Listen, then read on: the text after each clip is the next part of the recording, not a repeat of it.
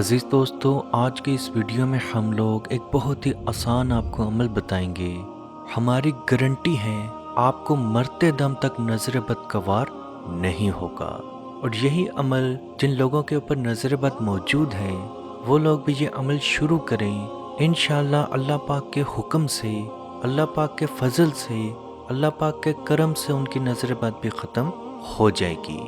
جہاں تک نظر بد کی بات ہے تو نظر بد سے انکار کرنا بالکل ہی ایسا ہے جیسے اسلام سے انکار کرنا ہے، کیونکہ قرآن اور نبی پاک صلی اللہ علیہ وآلہ وسلم کی سنت میں نظر بد کے بارے میں بہت ساری ہدایات ملتی ہیں۔ آپ صلی اللہ علیہ وآلہ وسلم نے فرمایا، نظر بد کسی انسان کو پہاڑ کی چوٹی سے دھکا دے سکتی ہے، کسی صحت مند اونٹ کو، کسی جوان اونٹ کو ہانڈی تک یعنی کہ موت تک پہنچا سکتی ہے۔ عزیز دوستو، بہت سارے لوگ جادو جنات کا علاج کرواتے رہتے ہیں، لیکن حقیقت میں ان کے اوپر نظر بد کا وار ہوتا ہے۔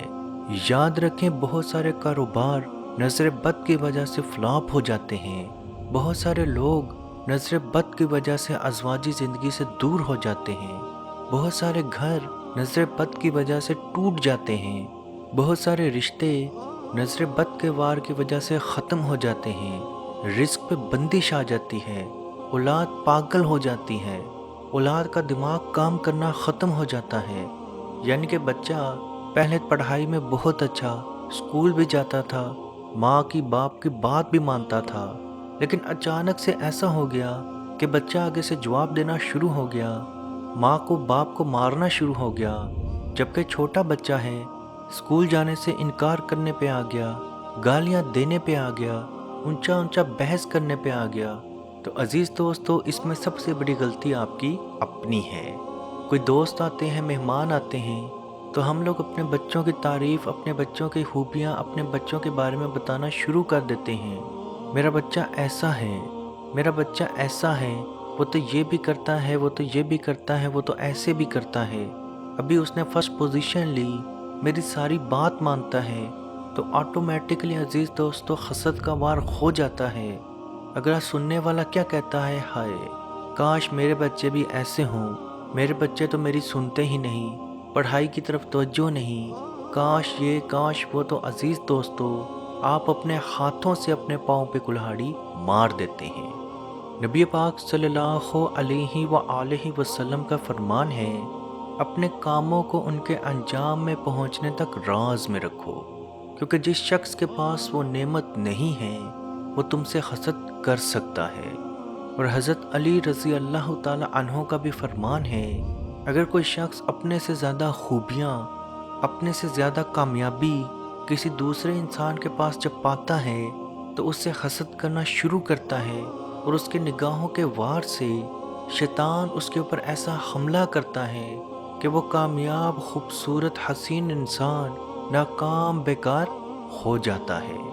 اگر آپ چاہتے ہیں کہ آپ پہ نظر بد، ساری زندگی آپ پہ نظر بد کا وار نہ ہو، تو عزیز دوستو، آپ نے اول و آخر 7 مرتبہ 7 ٹائمز درود شریف پڑھنا ہے، 7 مرتبہ سورہ فاتحہ، 7 مرتبہ سورہ بقرہ کا پہلا رکوع، 7 مرتبہ آیت الکرسی، 7 مرتبہ سورہ بقرہ کا آخری رکوع، 7 مرتبہ سورہ کوثر، اور 7 مرتبہ سورہ القلم آیت نمبر 51۔ وَإِيَّاكَ الَّذِينَ كَفَرُوا لَيُزْلِقُونَكَ بِأَبْصَارِهِمْ لَمَّا سَمِعُوا الذِّكْرَ وَيَقُولُونَ إِنَّهُ لَمَجْنُونٌ۔ یہ آیت آپ نے 7 مرتبہ پڑھنی ہے، 7 مرتبہ سورہ فلق، اور 7 مرتبہ سورہ ناس، اور 7 مرتبہ یہ دم، بسم اللہ ارقیکا من کل شیء یؤذیکا من حاسد حاسد ومن کل عین اللہ یشفیکا۔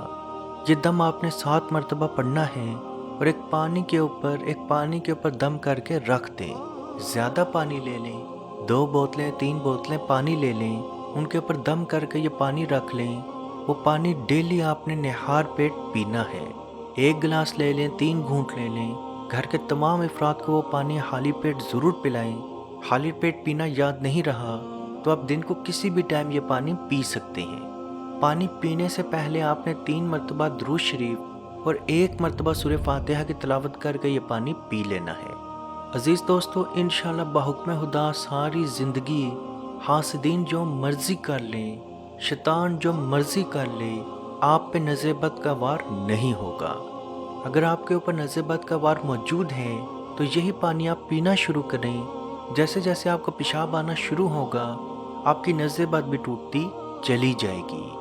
گھر پہ نظر بد ہے، یہی پانی گھر کے کمروں پہ بھی چھڑک دیں۔ انشاءاللہ بحکم خدا آپ ہمیں دعاؤں میں یاد رکھیں گے۔